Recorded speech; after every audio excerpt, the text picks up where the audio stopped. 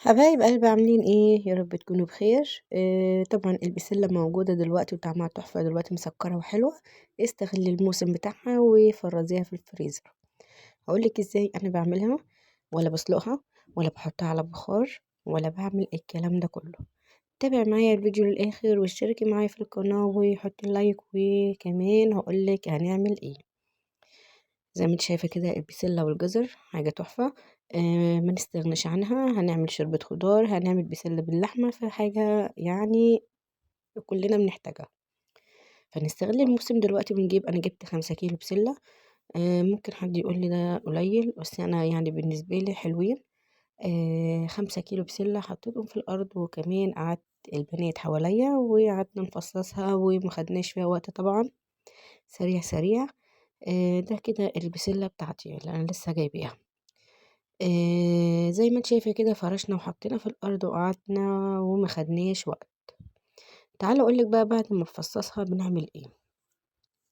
أنا بفصصها كلها، وكمان الجزر بتاعي ابشره وأقطعه مكعبات صغيرة اللي هتتحط مع البسلة.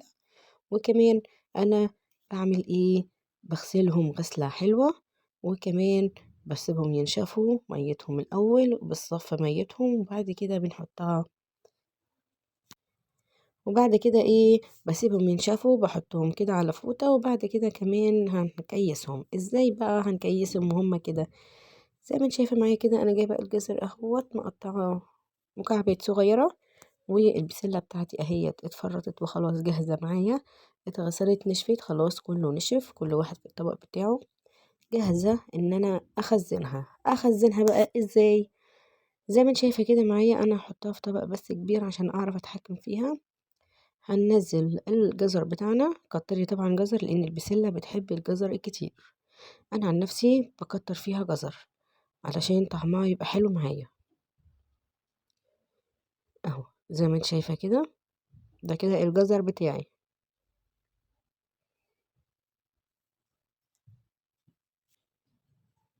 هنحط بقى البسلة بتاعتنا كده. بصوا خضرها عامل ازاي. اتغسلت زي الفل، سبتها تصفي ميتها، وكمان جاهزة معايا.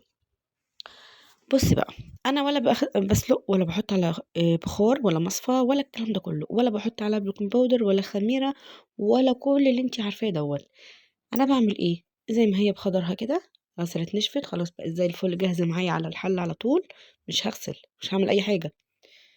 اجيب كيس بتاعي، الاكياس بتاعتي اللي هشيلها في الفريزر اكياس نضيفه، واحط فيها البسله بتاعتي على طول. هتقولي لي هتقعد معاكي خضرة كده؟ هتبقى زي الفل لاخر واحدة لاخر كيس. يعني بتبقى كويسة جدا، تطلع الطبيخ وما فيهاش اي حاجة. بحط البسلة من فوق عليها شوية الجزر، وكده الطبخة بتاعتي كاملة متكاملة. ولا هتعب نفسي في سلق، انسي بقى كل دوت. دي احسن طريقة انا وصلت لها.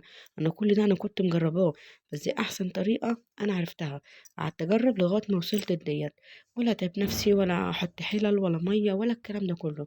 احط ده، احط ده على دوت، اشيله في الفريزر واطلع منه بالطلب. وكده خلاص خلصت البسله بتاعتي، ولا اسهل من كده، ولا فيها اي افتكاسات، ولا الحاجات الغريبه اللي بنشوفها الايام ديت. فزي ما انت شايفه كده انا خلاص جاهزه معايا. هنشيلها في الفريزر واوريكي شكلها عامل ازاي، وتقعد معاكي من السنه للسنه زي ما انت شايفه كده. فاستغلي الموسم دلوقتي وهاتي كميه وفرزيها، وتبقى حلوه معاكي على الاكل. تبقى تقعد معاكي. انا هجيب لي حبه كمان وهشيلهم برضو بنفس الطريقه زي ما انت شايفه كده. يا رب طريقتي العاديه خالص تعجبك وما فيهاش اي افتكاسات وكده. انا خلصت البسله بتاعتي. يا رب الوصفه تعجبك، وحطي اللايك واشتركي معايا في القناه، وقولي لي رايك في ايه. وكمان شويه جزر فايضين معايا شلتهم برضو زي ما هما كده. هيبقى برضو لونهم حلو لغايه اخر كيس. اشوفك بقى ان شاء الله في فيديو جديد، ومع السلامه.